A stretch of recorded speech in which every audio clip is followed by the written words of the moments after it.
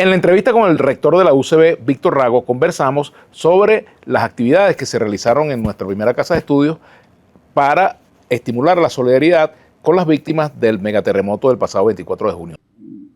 Yo creo que la lección a extraer es que no estamos como sociedad suficientemente preparados para enfrentar desastres socionaturales de este tipo. Y lo llamo socionatural porque no hay que rehuir las responsabilidades. Este no es casi nunca. Estos desastres son exclusivamente naturales. Ahí hay un componente antrópico que multiplica el efecto destructivo de los terremotos, de las inundaciones, de los tsunamis, de lo que quiera que sea. Y yo creo que la enseñanza, repito, a extraer de esta dura experiencia es que hay que organizarse mejor. Todas las instituciones, la universidad también, tiene algunas lecciones que extraer de aquí. ¿Qué tal, queridos amigos? Hoy tenemos como invitado al rector de la Universidad Central de Venezuela, el profesor Víctor Rago, a quien le damos la más cordial bienvenida. Bienvenido, rector, gracias por aceptar la invitación. Es un gusto estar aquí. Bueno, rector, caramba, la universidad jugó un papel muy importante en la solidaridad frente a los coletazos de este terrible terremoto que vivió el país el 24 de junio. Me gustaría hablar un poco sobre ese tema para luego tocar otras materias, ¿no?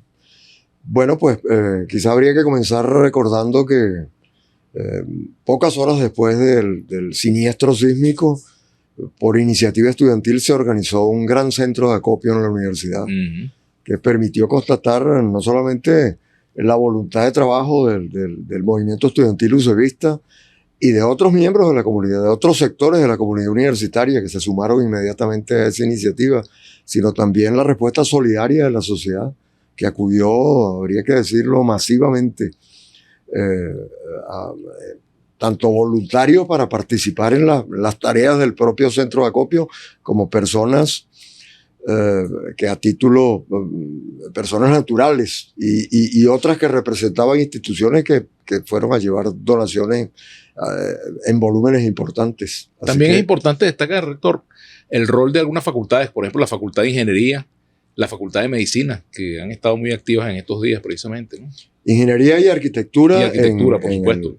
En lo relativo a la inspección de edificaciones y asistencia con consejos técnicos a las personas cuyas viviendas han resultado afectadas.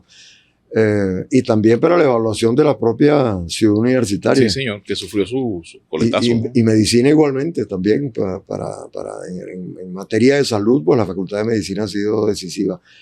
También psicología, la Escuela de Psicología, los psiquiatras de la Facultad de Medicina y la Facultad de Odontología y la Facultad de Farmacia igualmente, en la recepción de donaciones de medicamentos y de insumos médicos y en su clasificación y disposición para hacerlos llegar a las manos de los necesitados.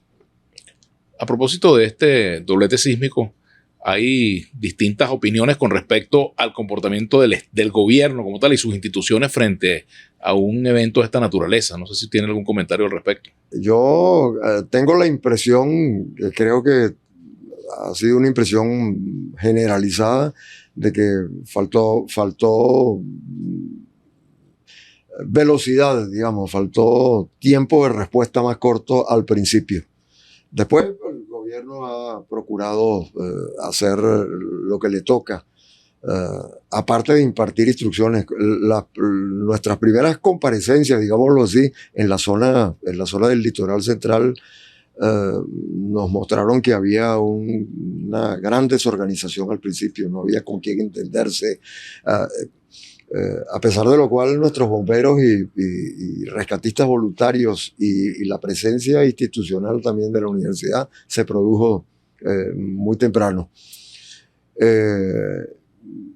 Yo creo que la lección a extraer es que no estamos como sociedad suficientemente preparados para enfrentar desastres socionaturales de este tipo.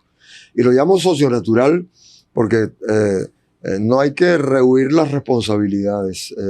Este no es casi nunca. Estos desastres son exclusivamente naturales.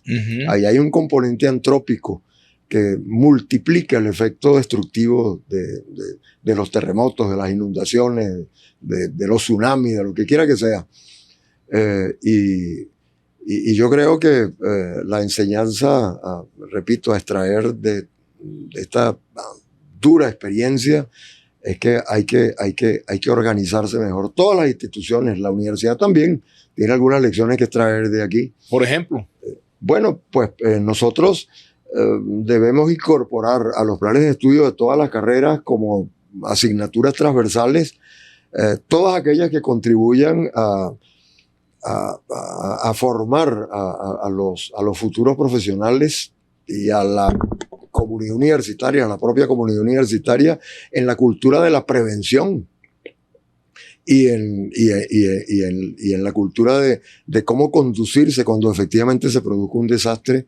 Eso lo estamos haciendo, hay que acelerar ese proceso y fortalecer los órganos que la propia universidad tiene, como por ejemplo el programa coordinado de mitigación de riesgos ante desastres naturales y otros órganos que están concebidos precisamente para orientar a la comunidad universitaria y para difundir hacia la sociedad cuáles son las formas de comportamiento en circunstancias eventuales como estas.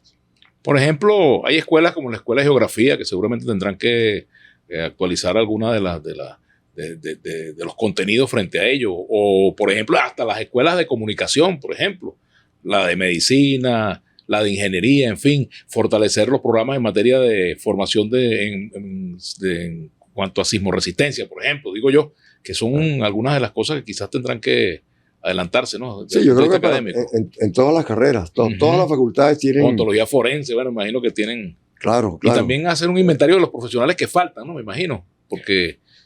Debería servir la coyuntura para practicar una revisión minuciosa a ese respecto. ¿Cuáles son los nuevos contenidos que deben incorporarse a los programas de estudio, a los planes de estudio de las diferentes carreras en materia de prevención y de reacción eficiente frente a desastres y a siniestros de este tipo? Profesor Rago, ¿ya tienen un inventario de los daños causados por el terremoto en la universidad, el impacto que eso tiene en la estructura? ¿Hay una evaluación ya de la estructura física o todavía falta por ello? A ver, es que la situación es dinámica. No se trata simplemente de hacer una evaluación y dejar las cosas de ese tamaño. Tan pronto se produjeron los sismos, se hizo una primera inspección que arrojó unos determinados resultados. Luego se llevó a cabo un trabajo mucho más minucioso. Nosotros constituimos un comité de trabajo formado por arquitectos e ingenieros, especialistas en estructuras. Fue un equipo, o es un equipo porque todavía existe, que está liderizado por el decano de la Facultad de Ingeniería y por la directora del Consejo de Preservación y Desarrollo de la Universidad, y al que se han incorporado también especialistas voluntarios, y cuenta también con la colaboración de la Comisión Presidencial. Se llevó a cabo un estudio en los primeros días de julio, más o menos sistemático, o tan sistemático como se pudo, y se produjo un informe preliminar que se hizo al conocimiento del Instituto del Patrimonio Cultural y de la Comisión de Enlace con la UNESCO, que es un órgano de la Cancillería. Allí el balance era, digamos, positivo en el sentido de que no había estructuras que estuvieran a punto de colapsar, ni mucho menos, pero ese estudio revelaba que había que adoptar algunas medidas preventivas y por eso se acordonaron algunas áreas que causaron un poquito de alarma porque se pensó que era que se prohibía el paso, no fuera a ser que le cayera encima la edificación a algún transeúnte. No, es para evitar precisamente que la presencia masiva de personas contribuya al deterioro y porque todavía se estaban produciendo réplicas. Algunas de intensidad importante que podían empeorar la situación. Los daños podrían conceptuarse de la siguiente manera. La mayor parte de los daños son daños leves o moderados, pero hay daños estructurales en algunos sitios.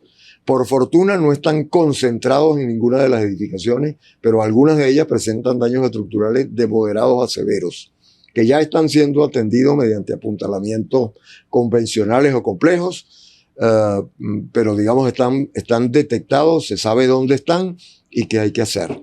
Por ejemplo, fíjate, el complejo deportivo, tanto el de piscinas como el de los dos grandes estadios de la universidad, ha sido un área edificada con daños importantes. Esa fue la razón por la cual no se pudieron efectuar los juegos que estaban previstos en el calendario de la Conmebol en el Estadio Olímpico. Ahora sabemos que bajo condiciones muy estrictas es muy probable que la práctica deportiva pueda comenzar, sobre todo la de alto rendimiento y la que implica relaciones contractuales con los equipos de fútbol profesional que utilizan el Estadio Olímpico. Probablemente bajo ciertas condiciones puedan llevarse a cabo algunos juegos. Y bueno, ni hablar de la temporada de béisbol. Sin presencia de público, hay que decirlo, porque no puede haber ¿Y en el estadio de béisbol? En el estadio de béisbol hay algunos daños también, pero también están siendo atendidos. Allí debemos decir que la situación está claramente controlada. Sabemos exactamente qué fue lo que pasó, cuál es la magnitud de los daños. Se puede afirmar que no hay riesgo de colapso de estructuras, pero es necesario impulsar un programa de recuperación. A veces los daños de mampostería y los desprendimientos más visibles producen la impresión de que los daños son cuantiosos. No es así. Por cierto, estuvo de visita en la universidad el 16 de julio la directora de la Oficina Regional de UNESCO, que tiene sede en La Habana y que atiende a Santo Domingo, Haití, Cuba y Venezuela. Se hizo una reunión técnica con ellos. Estuvo tu hermano también, que es el nuevo embajador de Venezuela en UNESCO. Fue una visita que permitió hacer un recorrido. Estuvo presente la presidenta del Instituto del Patrimonio Cultural, la secretaría de la Comisión de Enlace con UNESCO, en fin, los órganos, tanto del Estado como de la universidad, comprometidos en la situación. Y el balance es claramente positivo. Va a haber una oportunidad de financiamiento desde UNESCO para contribuir a la recuperación física. La condición de patrimonio de la humanidad de la universidad implica compromisos estatales y también compromisos internos, porque el gestor de sitio, que es como se denomina al Consejo de Preservación y Desarrollo, pues tiene un papel fundamental que jugar en los pasos que se vayan a dar para la recuperación plena de la universidad. Rector, saliéndonos un poco de la UCB y entrando en el panorama nacional, aunque nos queda poco tiempo, no quiero dejar por fuera, por ejemplo, la situación planteada en Venezuela desde el 3 de enero, la presencia de Estados Unidos de forma determinante en la vida política venezolana, el inicio en el próximo mes de agosto, ahora en estos días, comienzo primero de agosto, de un diálogo político entre la Asamblea Nacional de 2015 y el gobierno que encabeza Delcy Rodríguez. Me gustaría la impresión de la universidad sobre este momento tan complejo en Venezuela. Pues yo creo que la comunidad universitaria está muy pendiente de estos procesos en ciernes que parecen interesantes y que están a punto de dar comienzo. Yo creo que esos intercambios, esos encuentros son indispensables. Aquí hay que abrir un amplio proceso de diálogo con participación de todos los actores, no solo los actores políticos. Esto hace que resulte aconsejable una verdadera movilización de la sociedad civil también, de las organizaciones sociales, en sus diversas formas, las distintas agrupaciones, para alimentar el debate sobre el destino nacional, que tiene que ser un motivo de seria preocupación para todos los que aspiren a vivir en un país plenamente independiente. La soberanía. A eso me refiero precisamente. Nosotros aspiramos a que se restablezca la soberanía plena de Venezuela en el plazo más breve posible.